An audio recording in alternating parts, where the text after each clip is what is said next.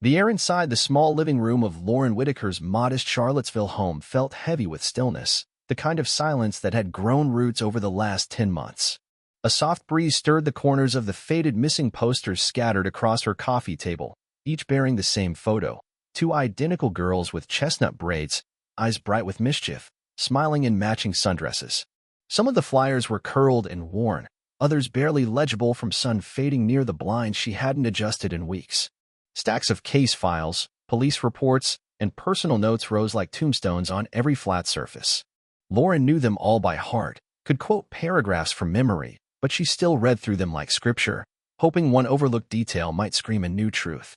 On a side table next to her chair sat a collection of unopened sympathy cards. She couldn't bear to open them. Reading them felt like accepting her twin daughters were never coming home. She closed the file she'd been holding, the one recounting the 4th day of their cruise vacation, when her daughters, 8-year-old Harper and Hazel, had disappeared. That file haunted her more than the others. Lauren's fingers hovered over one of the unopened envelopes. Maybe today was the day she could let herself mourn. Maybe today she could acknowledge what others already seemed certain of, that her daughters were gone. Her fingertips had just brushed the paper when her phone rang. The screen lit up with a name she both dreaded and hoped to see, Detective Jonah Reyes. "Detective?" she answered quickly, heart pounding. "Lauren," his voice came through taut and measured. "We have something. It's significant." Her breath caught. "Please, tell me." "There's been a discovery off the coast of Ocracoke Island in North Carolina. A local fisherman found a suitcase with remains inside. It may be connected to your daughters." Everything around her tilted. She stood up slowly, swaying as the walls of her living room blurred. "WH what?" "One of my daughters." "I can't give full details over the phone," Reyes said. "But we're flying down together. There are items inside the suitcase we need you to identify." "When?" she asked, her voice brittle. "I'll be at your place within the hour." She nodded numbly, ending the call before walking toward her bedroom in a daze. Her overnight bag was packed in 10 minutes. She hadn't touched the sympathy cards. The memories surged uninvited. That cruise had been the first vacation she could afford since the divorce. She'd wanted to make it unforgettable for Harper and Hazel. It was unforgettable, just not in the way she had imagined. They'd eaten lunch at a quiet poolside cafe that afternoon. Sometime after 3:30 p.m., Lauren had stepped away for a work call. When she came back, her daughters were gone. Just like that. The staff had seen them leave, but no one knew where. The ship had launched a frantic search. Public areas, kids' zones, pools, restrooms. Even locked cabins were checked. Hours of security footage showed the girls giggling at a magic show near the pool. Then nothing. They vanished like vapor. The U.S. Coast Guard, the FBI, local port authorities all got involved. But the trail ended aboard that ship. Theories ranged from accidental overboard falls to calculated abduction during a port stop. Nothing concrete. Just dead ends. Now, 10 months later, Detective Reyes was at her door. She climbed into his car without a word. Their flight to North Carolina was silent. Reyes reviewed notes on his tablet while glancing at Lauren from time to time. She didn't speak. Just watched the coastline shrink, then grow again beneath the plane's shadow. They were met by a deputy and driven to a squat sheriff's station surrounded by pine trees. As they walked in, Reyes placed a hand on her arm. "Lauren, I need to prepare you. This will be difficult." She nodded. They were handed sterile gowns and masks before being led to the forensics room. A grizzled man with sun-worn skin waited inside. "This is Clyde Banner," the sheriff said. "He's the fisherman who found the suitcase." Banner tipped his cap awkwardly. "Ma'am, I wish I hadn't found what I did." "I'm sorry." Lauren didn't reply. Her eyes were locked on the stained, salt-warped suitcase resting on a steel table. The examiner waited for her signal, then carefully opened it. A child's remains lay inside, wrapped tightly in clothing. Bloated, decomposed, but wrapped in a red T-shirt, one Lauren recognized instantly. "That's Harper's shirt," she whispered, trembling. "And those goggles. They were hers. They have the H I stitched in." The examiner nodded solemnly. "We believe asphyxiation was the cause. No signs of trauma or violence." Lauren barely heard. Her mind screamed. Reyes showed her a second evidence bag. Inside was a silver lighter, corroded by seawater, engraved with the initials K. "That wasn't my daughters," Lauren said. "They were 8. That's not theirs." "It might be a lead," Reyes said. "We'll trace the owner." Banner recounted how he'd found the suitcase along the low tide line. Nothing else. No footprints. No second suitcase. No Hazel. Back outside, Lauren stood beside the beach where her daughter had washed ashore. She stared at the spot Banner had marked. Why would someone leave her like that? She asked.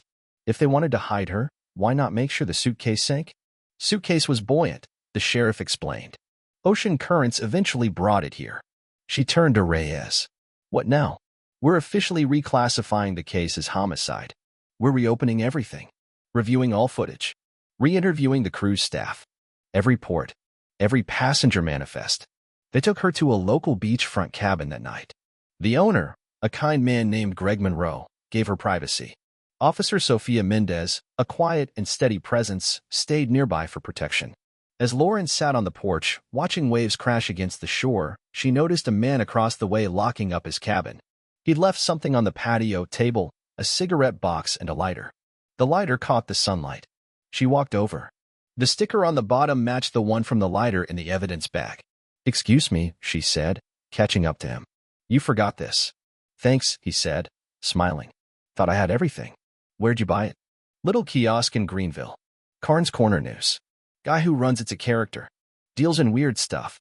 "Is that suitcase yours too?" she asked as a staffer approached with a bag nearly identical to the one found with Harper. "Yeah," the man chuckled. "Got it at the same place. Handle broke right away. Total junk. You want it?" "Actually, yes. I'd like to have it." "Name's Jeff Porter," he said, offering his info. She nodded, thanked him, and called Reyes immediately. Within an hour, Reyes was back. Lauren showed him the suitcase, explained what Porter had told her. Reyes made a call. They located the Greenville store. Carnes Corner News. Owned by Douglas Carnes. They raced back to the mainland. The kiosk was a squat newsstand wedged between a pawn shop and a laundromat. The clerk behind the counter claimed Carnes wasn't there often. "Do you sell these lighters?" Reyes asked, showing the photo. "Yeah. People engrave them themselves. The old man sells whatever he feels like. Sometimes even used stuff." Reyes collected Carnes's address and they drove by his home. Quiet. Yellow bungalow. A car in the driveway with a license plate that read DKK. Lauren froze. "That's it. That's the plate." But there was no activity at the house. They headed back to the harbor. As they approached the ferry, Lauren's breath caught. "That car," she whispered. "That's the plate. That's him." Through the tinted windows, she saw a child in the back seat. Her heart jumped. "Hazel," she gasped. "Jonah. That's Hazel." Reyes called for backup. The ferry staff stalled the vehicle. But before anyone could stop them, the doors flew open. A man and woman bolted, dragging the girl. Officers swarmed. The suspects tried weaving through traffic. The man was tackled. The woman cornered. The girl broke free. "Mom!" she screamed.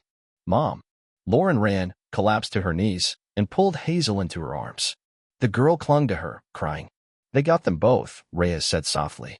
"It's over." Carnes and the woman, identified as Kathy Evans, were arrested. Inside their car were syringes, magazines, and 3 more suitcases. "You monster," Lauren shouted at Carnes before he was driven away. "You killed my daughter." He looked at her, calm. "Didn't mean to. I couldn't handle two." At the hospital, Hazel was diagnosed with malnutrition, signs of restraint, and sedative use. She flinched at lights, muttered about being photographed. Evans, facing federal charges, agreed to a full confession. She revealed everything.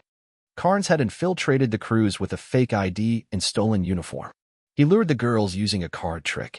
Took them to an unsecured area. Hazel was kept. Harper suffocated. He disposed of the body overboard, hid Hazel in a bathroom until disembarkation, then spent months moving her from state to state.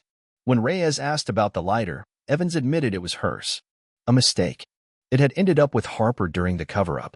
Evans also confessed there were more children. Reyes coordinated a raid.